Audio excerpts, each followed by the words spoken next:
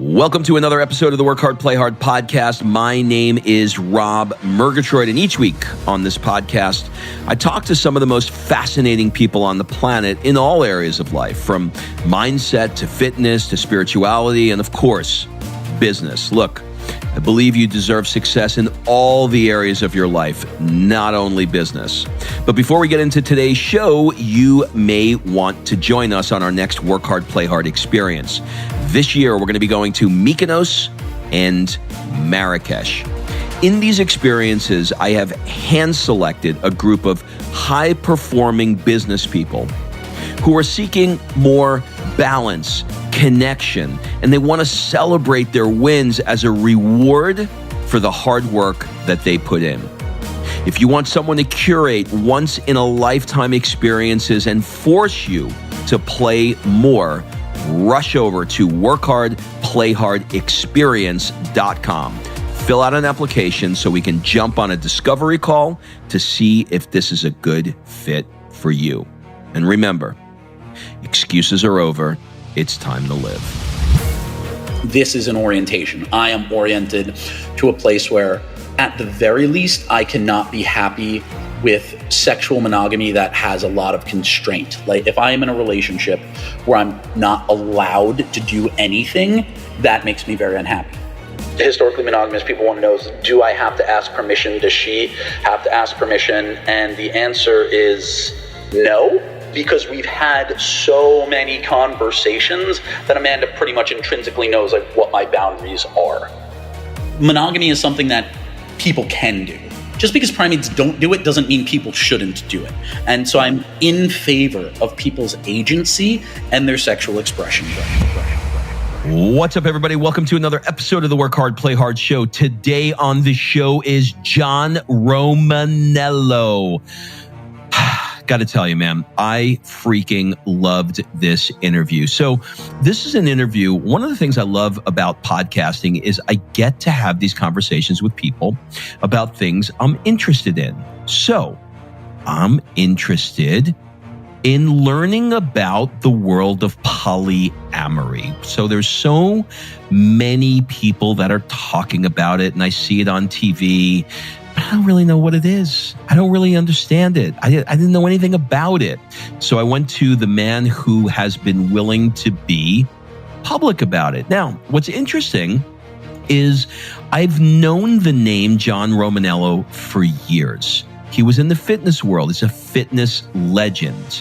And he's in the business coaching world. He's in the storytelling world. So it's like I know the name, but I didn't know that it was the same guy who was the polyamory guy, who was the psychedelic guy, who was the fitness. All of these John Romaniellos came together. They came together in this interview, and we took a deep dive in a lot of different areas. And this was one of those interviews that all of the questions that I had sort of went out the window, because as you will hear, John is extraordinarily open, articulate, and is really very compelling in what he believes in. Certainly in no way makes you believe what he believes, and is willing to, allow you to be you and him be him. But there was so much that I learned from this interview that I know you're going to love this interview. So please sit back and enjoy this wide-ranging conversation with John Romaniello.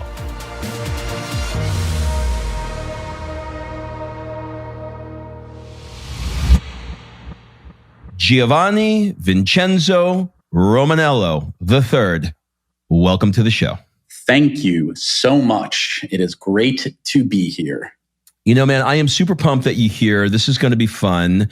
And, I thought of something before I jumped on this. We haven't officially met, I don't think, although I don't know if it's some LSD trip I was on, but I feel like around 15 years ago-ish, I was at a Yannick Silver event and we met. Have you ever been there, and do you know who that is? I know Yannick. Was it in DC by any chance? Yeah. Yes, then I was there. I did not attend the event, but at the time, so this is 15 years ago, which probably wasn't quite that. Was it that long ago? Goodness. Let me see. That would have been 2005. No, it probably was closer to about 10 years ago.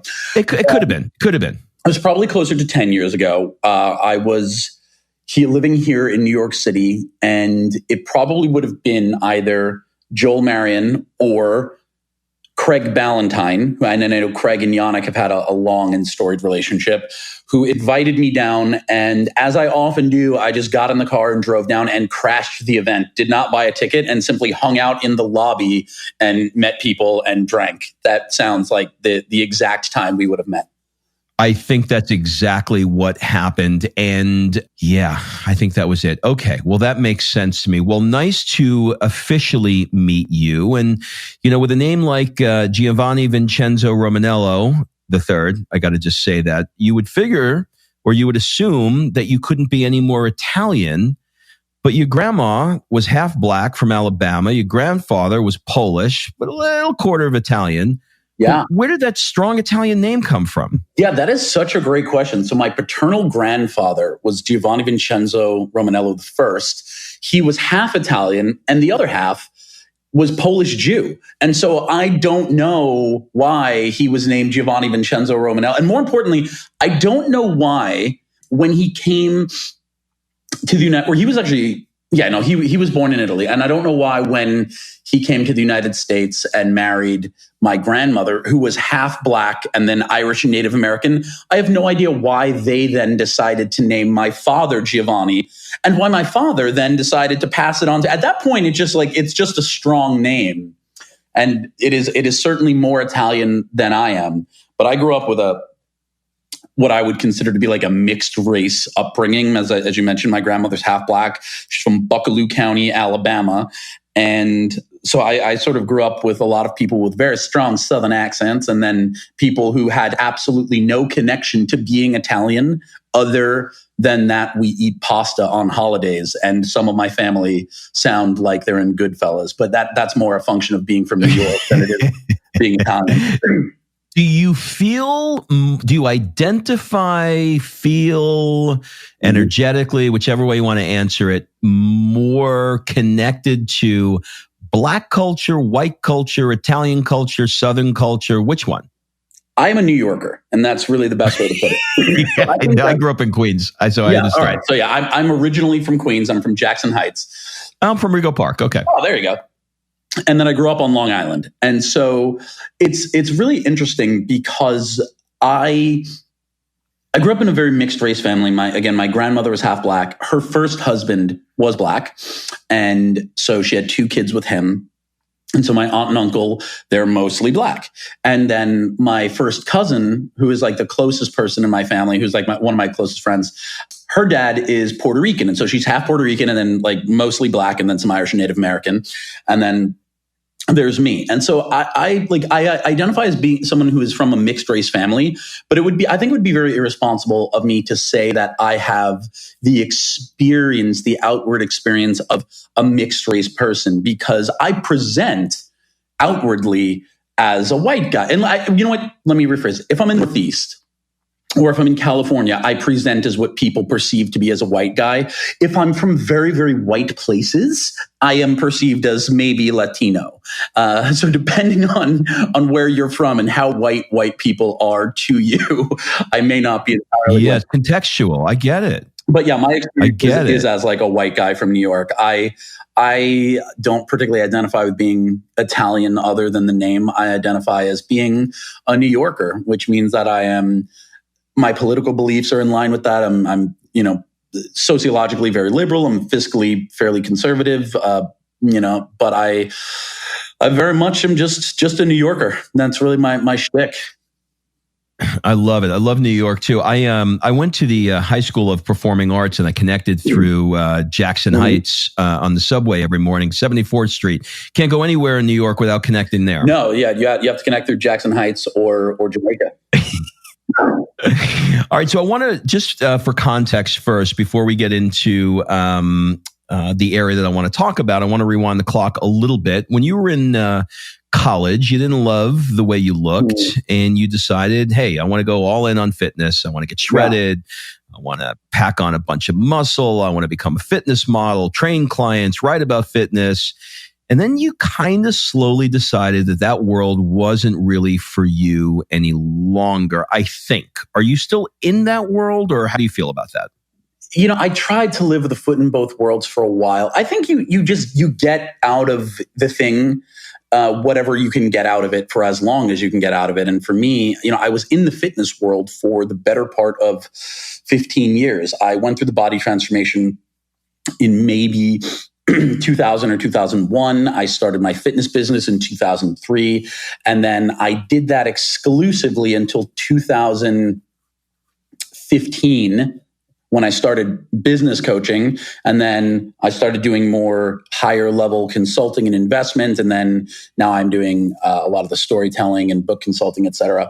And so there was a point at which I tried to live with a foot in each world. I had gotten a lot out of fitness, and the business was really big, and I wasn't enjoying it. And this is a big lesson. So I'll try not to just sit here and sort of masturbate to my own legend, but rather give some lessons. There comes a point at which you have to make decisions. And for me, with the fitness stuff, it had become a golden anchor. I was doing other things, and so it was no longer making that much money comparatively. There was a point at which the fitness business was making 6 figures a month. And then back in maybe very early 2018, it had dwindled, and it's like 15 to 20 grand a month. And I wasn't really doing anything. I had people running it for me. And I was like, all right, I either need to stop this or I need to go all in again.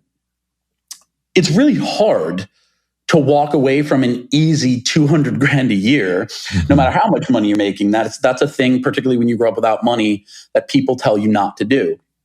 And certainly when I put it in context, the idea of having grown up with no money and not being able to, the idea of being able to walk away from that was anathema.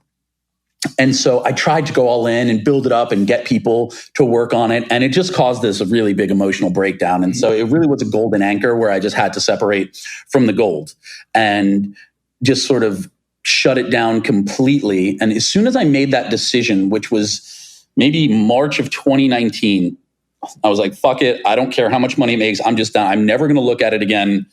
Everything in my life sort of got better. I went through, it was the last thing holding me to my old life. And I went through this ego transformation through a number of modalities. And now it's, even though that was less than a year ago that I fully separated and closed it down, I hadn't been doing any of the fitness stuff for quite a while, but I had people working for me. But now if somebody approaches me and tries to talk to me about fitness, I'm like, dude, this is like trying to buy lemonade from the stand I had when I was 8 years old. This is just, we can't even have this conversation. And so it was not that I did anything other than grew and evolved. I kept changing and growing, and it stopped being satisfying in the way that I would have needed it to.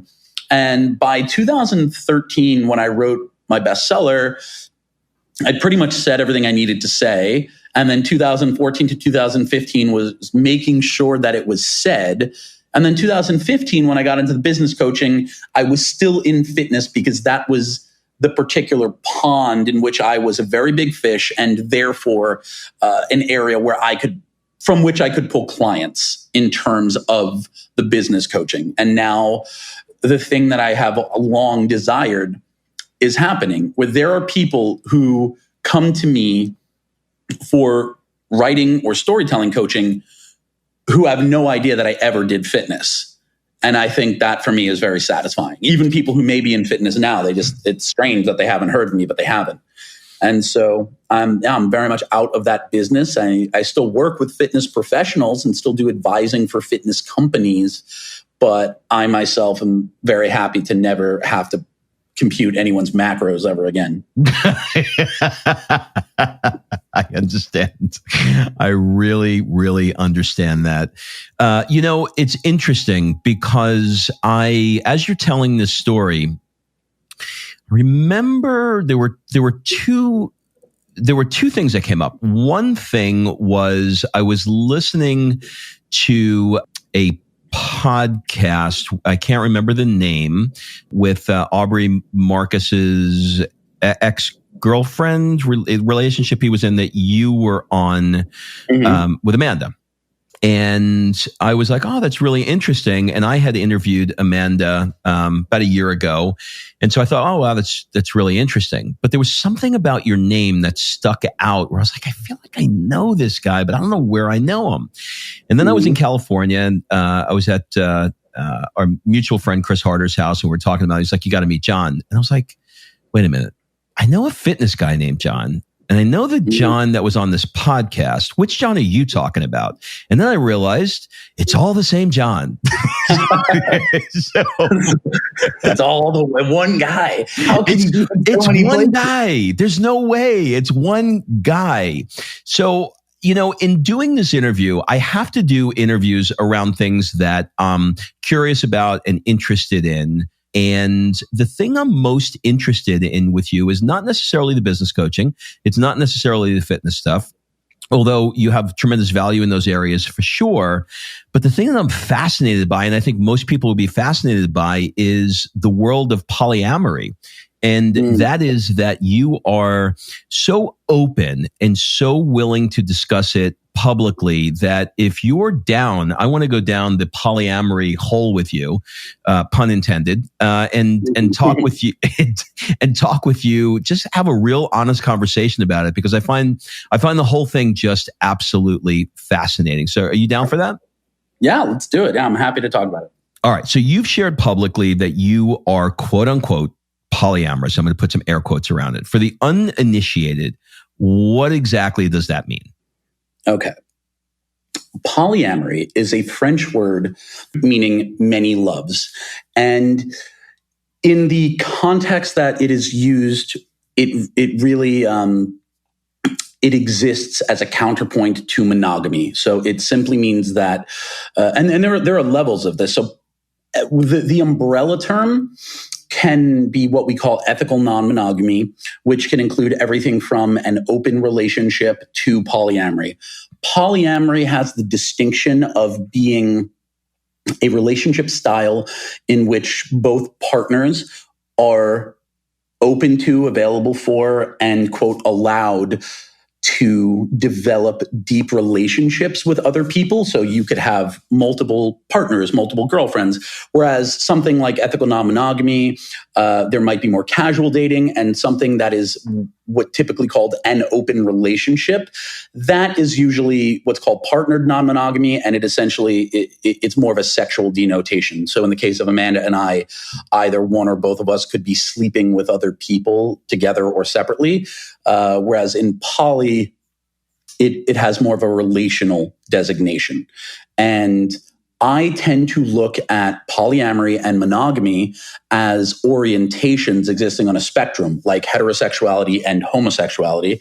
And I think that everybody falls somewhere on that spectrum. I think that I do not have any issue with monogamy. I think that when it's fulfilling, when people can do monogamy successfully and it makes them happy, it's beautiful. I just think that if we look at it as an orientation, and we look at the bell curve for standard distribution, that would mean that if monogamy is at one end of that spectrum and polyamory is at the other end, with monogamy being you are purely emotionally and sexually oriented toward monogamy, that's the only thing that's going to make you happy. And there is the other end where you are purely relationally, emotionally, and sexually oriented toward polyamory. That's the only thing that's going to make you happy and feel fully expressed. Then the bulk of us, about 60 to 80%, will fall somewhere in the middle. And that would be where you fall naturally. That's your nature. But then, of course, there's your nurture. And you grow up in a society that socializes you to believe that monogamy is the only way. And if you are If that spectrum goes from 1 to 7, and I'm using those numbers because that's the Kinsey scale used for sexuality to measure homosexuality and heterosexuality. So if it goes from 1 to 7 on the poly monogamy scale, and you're like a 3, which means that you're 2.5 a 3. So if you were naturally born at around that, you can be socialized to like a 2 or a 1, and then you can live very happy monogamously. If you're a 4, if you're like right in the middle, you can be socialized to a 2.5, and it'll be difficult, but you can do it. And I think this is where most people are. They're somewhere between like a 3.5 and 4.5. That's just the standard distribution of a bell curve. And so a significant number of people, and if we look at the way that divorce is usually the result of either financial stress or some sort of relational stress coming from infidelity or something of that nature, then the vast majority of us are not good at monogamy. It is a struggle for us. That's not me attacking it. Those are just the facts. And if we look at, the sort of historical context, it's monogamy is pretty new.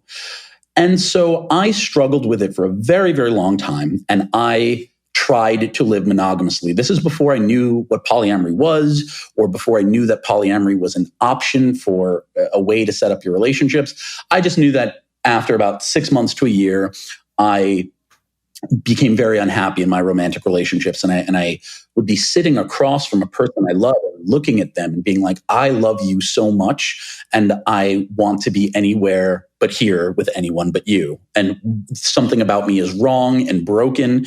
And I went through the entire thing where I was like, am I a sex addict? Do I have problems with commitment? Does this come from emotional stuff?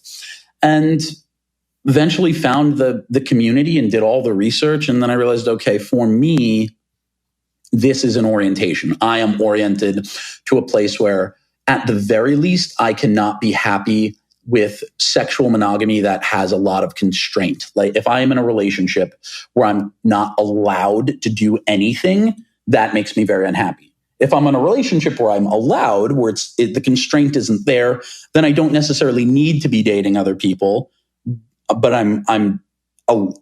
it's available to me, then I'm happy. And that is sort of how I came to it. I've tried every version of monogamy. I've tried every version of therapy. I tried every version of putting different labels on myself. I am not interested in or available for the debate that might happen as a result of this conversation, where people just try to tell me all the ways that I'm wrong, because I'm not going to be any less polyamorous than I'm going to be straight at the end of this conversation or anything that anyone can tell me. That's just the thing. It's an orientation, and more sexual researchers are accepting that, and that is becoming a more prevalent, and I think it will be the prevailing theory within the next 10 years. And it is what it is. So, again, I'm all for monogamy. If it makes you happy, do it. If it doesn't, there are other ways to do it. And I'm not out here doing polyamory coaching. I just live in my life openly. Okay, I got it. Now I want to talk a little bit about what it looks like in real life. Drill it down a little bit more, let's say. So, all right. So if there's no constraints, that means that you're in a relationship now, and if you want to tonight, Friday night, you want to go meet another girl and go home with the other girl, or bring that girl home to your home, you have the forgive my hesitation, because I'm thinking I don't want to use the wrong words, but you have the ability to, or the freedom to be able to do either, based on the sort of like how you've set the relationship up. Is that right? In many relational setups, there is absolute freedom like that. That's what's called more like relationship anarchy. In the relationship container that I have with Amanda, we have boundaries, and we have I wouldn't call them rules, but it's expectations. So I personally wouldn't engage with anyone without telling them that I am in a primary relationship. So for example, on all the dating apps that I'm on, it's very clear in my profile, I'm in an existing polyamorous relationship. And that is out of respect, not only to myself and to Amanda, but for the other person. I don't want to go on a date with anyone who thinks they might become my girlfriend or partner. I'm right now, that's not what I'm looking for. I am open to casual sexual encounters. I'm open to casual relational encounters. I can casually date someone, but I'm not looking for like a full secondary relationship. And so that conversation would be had with the other person. With regard to myself and Amanda, it has really depended on where we are in the relationship. So if it were tonight, for example, Amanda's here visiting in New York. So if we were together to go out and meet someone or meet someone on an app and bring them home, then sure. I would not go out by myself and bring someone home to Amanda and say, surprise, we're going to have sex with this person now. That's not cool. That's the straight male fantasy of what polyamory is like. That's the porno version. In real life, you don't surprise anyone with anything because that's not a good way to live. That's fucked up. So the boundaries in the setup in my relationship are that everybody determines their level of involvement and everyone has their level of disclosure. For us, if I match with someone on an app, I don't, if I told Amanda every single time I match with a person on an app, like we just wouldn't talk about anything else because I'm pretty active. Because for me in New York, dating is very social for me. Amanda has a ton of girlfriends in California. And by girlfriends, I just mean women with whom she hangs out, not anything romantic or sexual. She has just a ton of friends in California. And so and she's got a team. She's very socially fulfilled. Most of the friends with whom I grew up on Long Island, they no longer live in New York City. They're all in Westchester. They're married and have kids. I go on a lot of dates in New York because I have a lot of free time. And so dating is very social for me. So the way that I run it is Amanda and I don't have a discussion unless there's something to discuss. So if I'm going to go on a date and I'm in New York and Amanda's in California, I send her a text and let her know. And then she might have some follow-up questions like, does she seem cool? Is she interested? Tell me about her. And usually I would say over the course of the time we've been together, Amanda doesn't really ask a bunch of questions until it's like date 3, because at that point it seems like, maybe you're going to continue hanging out with this person. Whereas if I were to just see them one time, I would make the decision about whether or not I were going to sleep with them kind of in the field, in the moment. We have our boundaries set up in terms of what would be acceptable and what wouldn't in terms of like certain sex acts. Like, I know some people have rules about like, don't take people back to your house. That's not one of our rules. Like I have a dog, that wouldn't be tenable. So yeah, it's available. I really haven't been overly active in that regard without having discussions with her because I like to have her involved. It makes me feel very connected to her. But one of our rules early on was like, I trust you to make the decisions for yourself, so make them. And I don't believe in like me or her having veto power. And so one of the ways that plays out in the practical sense, I remember very early in our relationship when she was hanging out with someone, I was just having a particularly bad day and she was on a date with a guy. And so she texted me to let me know she was going home with him. And I had this experience where I was like, this kind of sucks for me. Not because she was going to go sleep with him, but because I was having a bad day and I wanted to just like get on the phone and talk to her about what my day was going to had been like. And then she was not available for that. And so the thing for me became, I don't want to tell her not to do this because I don't want to set the reference point of something happened in my life and now she has to make alterations. And so the way I tend to run it is like, if you're thinking about doing it, do it. I trust our connection. I trust our communication. If something weird comes up, like she sleeps with someone and then I'm bothered by it, I'd rather have the hard conversation after the fact than before. Because if you sleep with somebody, like she can't unfuck him. So now we're sort of in a position where we have to do the work, as opposed to if I were to text her and I'm bringing someone home and she's like, I'm kind of feeling weird, I'd rather you didn't. Now I'm in a weird position where I have to tell this other person, hey, I know we just spent the night talking about this beautiful open relationship I have, but tonight's not going to be a good night. My partner's feeling weird. It puts Amanda in a weird position of saying no. It puts me in a weird position of having to like sort of take something back from that I may have said to this person. So we tend to just like give each other the option to make the decision that feels right for us in that moment. And then we discuss it the next day. And so the way that plays out practically is if Amanda is on a date, I tend to just say, I'll speak to you tomorrow. And then we catch up then.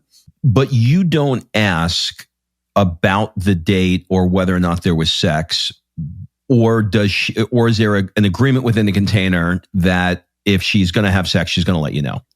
Yeah, well, yeah, but after the fact. So if she's seeing the same person pretty consistently, I assume they had sex. I mean, like if you had sex with a person on date 3, you're probably going to fuck them on date 4. Yeah. That's just how sex works. But if there's, I would. No, but in terms of I think this comes down to what historically monogamous people want to know is, do I have to ask permission? Does she have to ask permission? And the answer is no.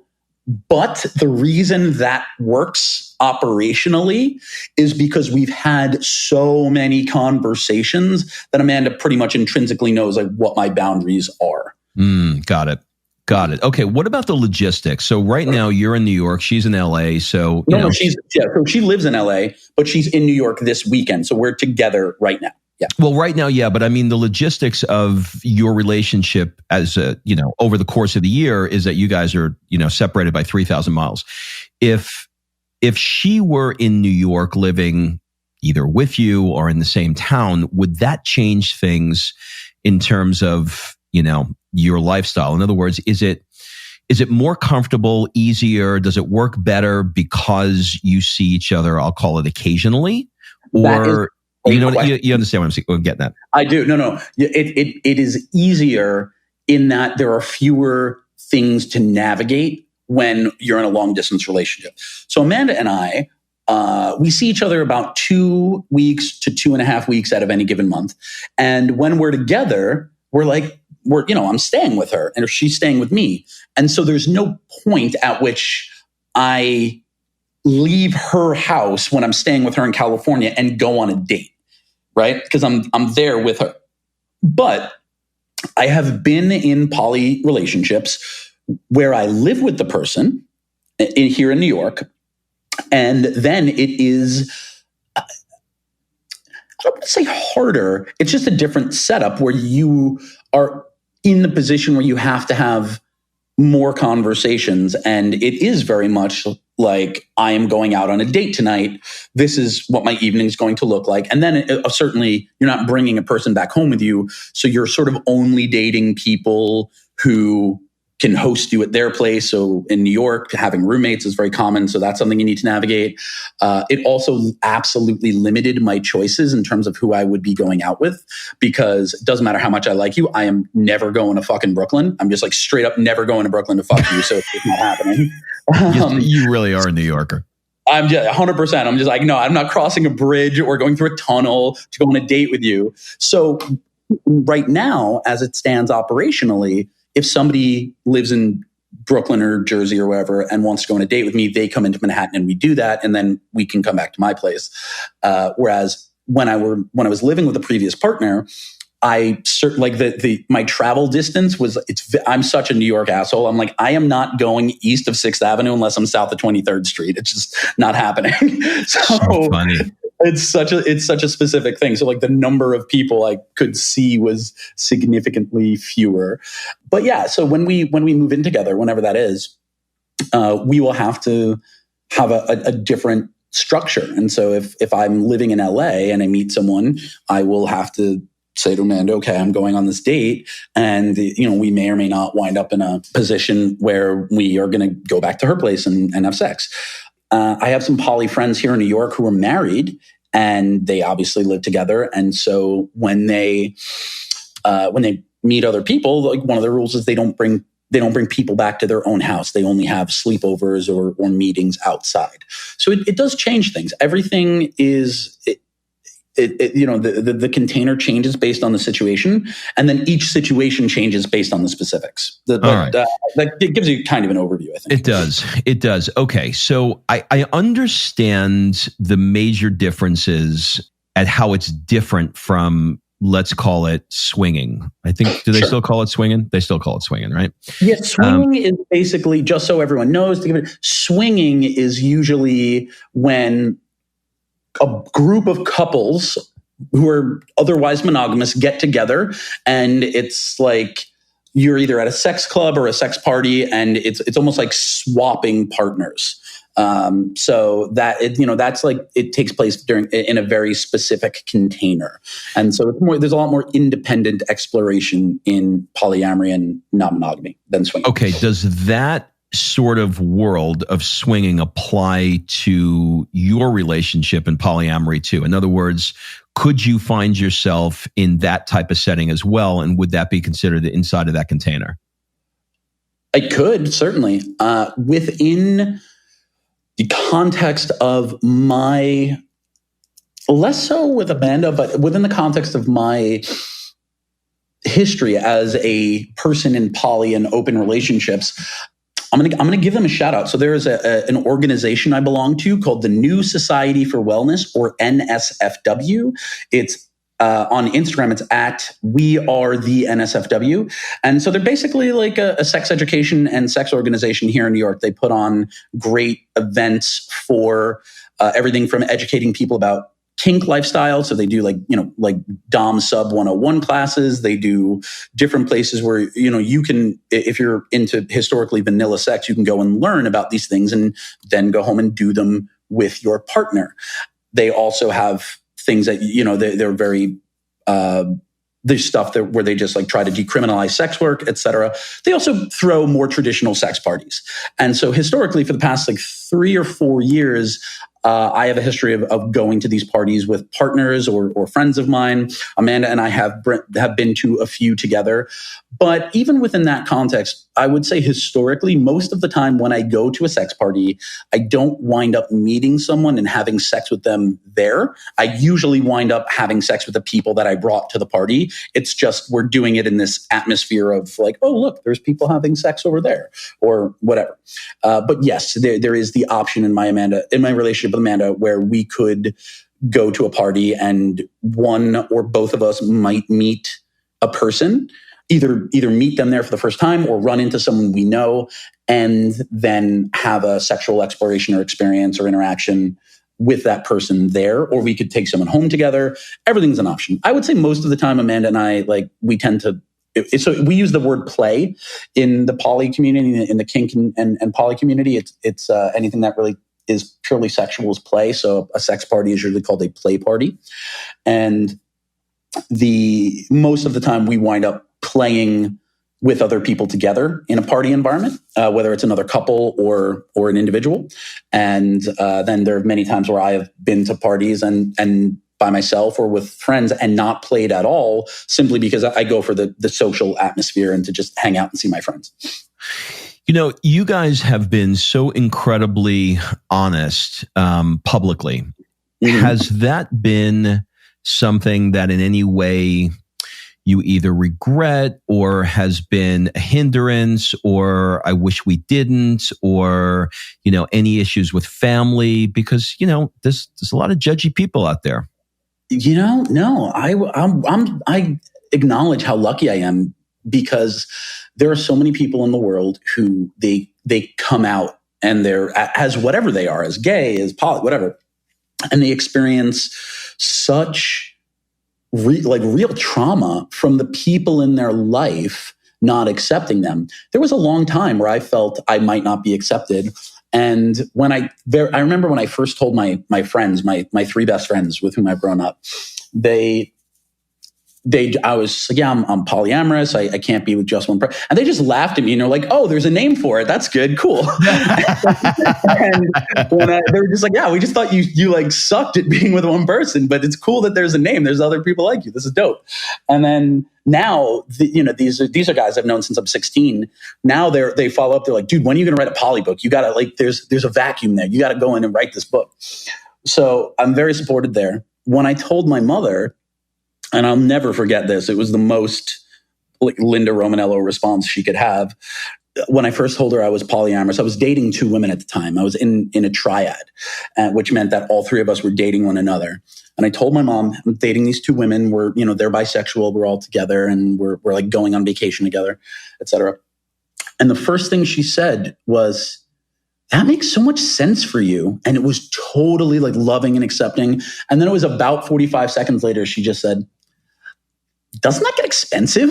That's so awesome. And I was like, yeah. She's going to be like, that's pricey, no? She's like, yeah, so you buy 3 dinners every time you go on a date? Yes, mom, that is how it works. That is really freaking funny. I love that. This is such an interesting world. I'm reading the book Sapiens. Great book, yeah. It's such an interesting book. And, one of the things that he was talking about in the book is that, we're the only primates that are monogamous. And that's something to think about, isn't it? I mean, but you know what? At the same time, we're the only primates that have the internet. So I understand when people, because here's the thing. A big part of evolution is to get to the point where your cognitive function allows you to stand apart from those like you. Our genetics we have like 98% of the same DNA as a banana. So, we're the only primates who are monogamous. We're the only primates who live in houses and have working toilets and subjugate one another to the degree that we do. We're the only primates that have war and art, etc. And so the argument that other primates don't do something or do something doesn't really move me that much, because we have a higher cognitive ability than anyone else. It is interesting to note that it is not within our, what I would say, standard biological or sociological programming, but neither is sitting on trains to get to work. I look at my dog and I walk her several times a day, and she's so well trained. She's a beautiful, beautiful animal. She's a half English bulldog, half Boston Terrier. And I live in a building in New York City. And so the path that we take to get out of the building, we leave my apartment, make a left in the hallway, right in the hallway, then we get into an elevator. And the elevator goes down 8 floors and opens, and then we go around and we're in the lobby.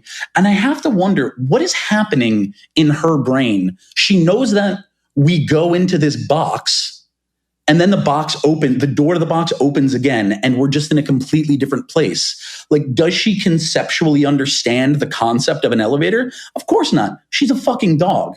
But if she had to, she could still find her way home in the elevator. She knows what's going to happen. And so the fact that we do things every day that aren't part of our biological or evolutionary or sociological programming that, from 10,000 years ago isn't an overly compelling argument when the majority of our society is that exact kind of thing. So monogamy is something that people can do. Just because primates don't do it doesn't mean people shouldn't do it. And so I'm very much in favor of people's agency and their sexual expression. And I very much believe that there are people for whom monogamy is not only the right fit, but the only fit that will truly make them happy. And I want those people to have it and be fulfilled and happy and get all the stuff from monogamy that it can be this beautiful spiritual practice. I just also hope that they have the same level of understanding for me.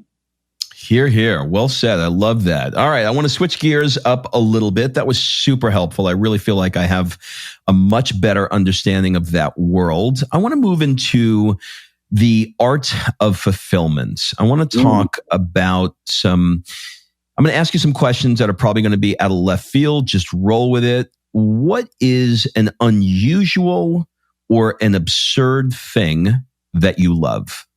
Fancy candles. I don't know if it's absurd, but I do know it seems a little sort of out of character.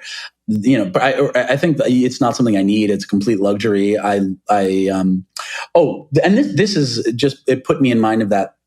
Something that I truly love. This is something all people who were previously poor at some point in their lives love. My favorite game in the world is Guess How Much I Paid for This. But there's nothing I love more than getting a great fucking deal on an expensive item and knowing that, even though cognitively I know that the to produce the item costs $20 and they're marking it up to $2,000, but to know that the retail was $2,000 and I got it for like $280, I'm like, yes, guess how much I paid for it. That comes from you. That comes from your mother, clearly. Absolutely. Yeah. My mom is big on value. Absolutely. She loves luxury and value. Okay. Are there any positions or opinions in the last few years, or it could be way back, doesn't have to be in the last few years, that you've changed your mind substantially about, or you've completely shifted your position on? Fuck, man. Yeah, absolutely. All right. So one is certainly drugs. I was anti-drug for most of my life. And then I tried MDMA for the first time. And I thought, if I was so wrong about this, what else could I have been wrong about? And another big thing for me is what I would say consciousness or spirituality. Now, I definitely do not use the term spirituality. That is the term that everyone else tends to use. I just look at it like greater access to more pieces of my mind and more conscious recognition of when my ego is at work versus when my subconscious is at work. It just took me a lot to get there. The other thing, a belief about which I have radically changed my mind is my own worthiness. I, for many years, believed I was inherently broken and rotten and didn't deserve to live. And once I worked through a lot of the childhood trauma, I changed my mind about that. I feel like I'm not an inherently terrible person. I have done some things of which I'm still not proud, and I don't think ever will be, but I've learned lessons from them. And I really and truly feel that if you dig deep enough, you'll find a reason that anyone does anything. There are very, very few things happen in a vacuum. And that is huge. I just think like exploring the stuff that happens underneath the surface. That's huge. Love that. What is a goal that you had in your mind? When I achieve this thing, my life is going to be amazing. Like, just if I could just get this thing, and then you got it. And you went, fuck, that didn't do it. If I could just make 6 figures, if I could just make 7 figures, if I could write a best-selling book, if I could get a 7-figure book deal, if I could, if I could have abs. And this is always the thing. And so I teach a lot about the hero's journey, and stage 9 of the hero's journey in the condensed 12-step model is what's called seizing the sword or the reward. And this is the tangible thing that the hero gets toward the end of the quest. And when I teach it, it's, I love alliteration. So gold, guns, girls, glory. It's some sort of physical thing. And it's the thing that you think you want, but it's not the thing you need. And one of the big things is that you have to get it. You have to get it because there was nothing in the world. If I'm working with somebody back in my fitness days and they want abs, there's nothing I can say to talk them out of the idea that abs are going to make them happy. The only thing that I can do is help them get the abs. And then when they realize that didn't make them happy, figure out the next thing. And one of the things I always talk about is the idea of what your job really is. And so many people think that their job is to be a coach or whatever. Your job is not coaching people. Your job is not the I help statement in your Instagram bio. So on a deep level, all of our jobs, everyone has the same job. It's to get people from one level on Maslow's hierarchy of needs up to the next level in some area of their life, whether that is, money or whatever else. And so you can't talk someone out of wanting to make 7 figures. The only thing that you can do is accept that it's your job to help them make 7 figures, not only because that's the reason they hired you, but because out of service to them, only by helping them get to 7 figures are you actually helping them realize that 7 figures won't make them happy. And then when they get there, supporting them through that dissolution and that disorientation of now I have it and I'm bereft and what do I do?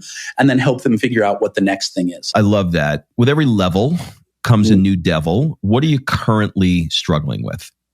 Yeah, the big thing right now is trying to figure out if I want the things that I say I want, and then wondering, if I want those things, why am I not working toward them? So big one last year, as I mentioned, was trying to realize all right, I definitely don't want to do this fitness thing. I kept thinking to myself, I want to do it because I had so much wrapped up in the achievement of having built all this internet real estate and having this big name attached to it and all this shit. But really, I just didn't want it to have the effort to have been wasted by now I'm not doing anything and the money dries up, because I liked the money coming in. It was easy.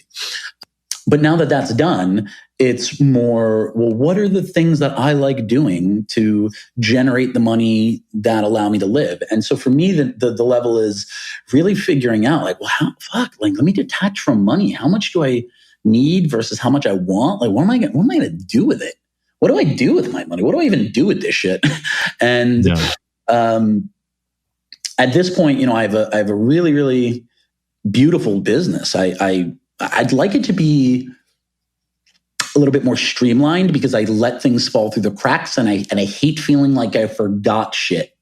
And I don't like feeling like, oh, I was supposed to get this to a client and I forgot, I'm an hour late and whatever. So I just don't want any of those moments. So I'm working on hammering out the things that make me feel disorganized.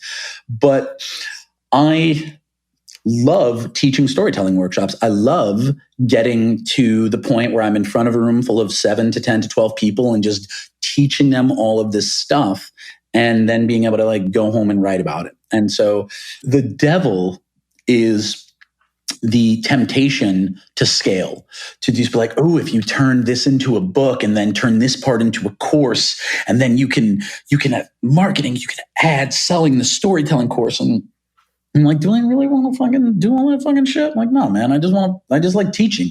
Now, I just like teaching it. I don't want to do the other shit. If somebody came along and did it for me and took my content and they were like, hey, we did the thing and we wrote the sales page and now it's just on the internet and you're going to make an additional like $8,000 a day, I wouldn't say no. But I'm really just working on honoring my authenticity, my truth. I'm like, all right, I'm not taking action on that thing. I guess it's not that important to me. And instead of beating myself up and making myself feel shitty about not doing it, I could just be like, oh, yeah, I guess maybe I really don't want that thing. That was so good. I needed to hear that. That was really, really good. What's your thoughts on Donald Miller's story brand? I think it's great. I think it's very, very good. I definitely think it's very businessy, which is good. It's not bad, but and it's good for branding. It's good for business. It doesn't pay as much homage to the art of storytelling as I want. It's a little bit more formulaic, in much the same way that like copywriting is pretty much paint by numbers. Storytelling can be. But anything you're going to build for absolutely massive consumption by so many people has to be more generalized. And honestly, like maybe it's my ego just being like, well, that thing is huge and my thing is small. So like mine is like all artistic and not as many people are going to get it. I don't fucking know. It's like, it's his way of doing it and it's helping a lot of people. And I like the book and it's awesome. And if I wrote a book and it sold that many copies, I'd be. So Donald, if you're listening, you killed it, bro. Keep doing it. Okay. In this moment, just like kill my ego and just be like, it's fucking great. Do that thing or do mine or whatever. Either way, learn how to tell stories. You're going to be fine. I love that. Okay, 2 more questions. If you had to give a TED talk on nothing that you're known for, nothing that you speak about, so we're going to take fitness, polyamory, psychedelics off the table, anything that you have a passion for, what would it be? Oh man, fuck. I think, but I don't know if I'm not known for this. I think that you can absolutely go through like 90% of life not saying anything original and just quoting movies, and you'll probably be okay. If you have enough movie quotes in your back pocket, you can really say the right thing at almost always the right time. So maybe it would be a TED Talk constructed entirely of movie quotes where I don't say anything that's my own. But other than that, I mean, I think interior design, I really like that. I think I could tell people why their environment is super important. Now, I feel like I'm known for, I don't know, I've everything that I really love, I've put into my brand. It's findable on social media. Everything from my love of gargoyles as the greatest Disney or the greatest cartoon that's ever been released to, like Brand New being the best band of all time. It's all there. It would be really hard. I love it. No, that's a great answer. It shows me that you're really living the life that you want to be living. Okay, last question. What one question, we'll change it up. What one question would you like to ask me? Oh, do you like doing the podcast? And I don't mean like, do you like doing it? Because you're clearly enjoying yourself, but I'm always wondering, like with podcasters, this is like homework. You've got to do this every fucking week. Do you ever just get sick of being like, oh, I got to fucking talk to this asshole now? Like, what is it? You never just feel like it's an obligation? No, the only time I feel like it's an obligation is when I'm put in the awkward position of somebody that I did a podcast interview that I really respect and like and asked me to do a favor to interview somebody, and I'm not interested and I don't know how to tell them that I don't want to do it because they've been so kind to me. So I do it sort of obligatory. And the reason why that's difficult is because I'm just not interested. So I only pick podcasts. I only pick interviews that I'm interested on. So like to be able to have a conversation with you about a subject like polyamory that I fucking know nothing about, and being able to get you to truly feel comfortable to be able to talk about it so that I can learn and separate any opinions that I have, whether it's polyamory or psychedelic or anything that we're talking about, is so incredibly interesting to me. What isn't interesting is talking to one more life coach. Like I want to shoot myself if I talk to, you know what I mean? Or talking to somebody about fitness and how to get great abs, like things like that.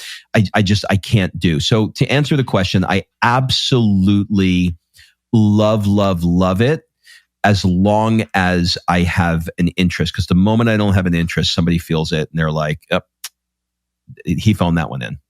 Got it. So how, and forgive me for not knowing the answers. How often do you do the podcast? Twice a week. So you do twice a week, and is it one solo cast, one interview, or how does that get set up? Mondays is a long form interview, which is what I just did with you. And Fridays today is an interview, not an interview, a conversation with my wife. We call it Friday Date. So we get in the studio and we talk about whatever's up. You know, we have a 5-year-old daughter, and, you know, we just got back from living in Italy for a few months. And so we podcasted all through Italy, and, you know, whatever challenges we're going through, we share. And I love having that conversation as well. So those are the 2 episodes I do every week. And then I do, as part of a bigger thing, I do a work hard, play hard mastermind that is different than any mastermind out there. For example, let's see, mutual friends Chris and Lori Harder came to the last one we did in the south of France.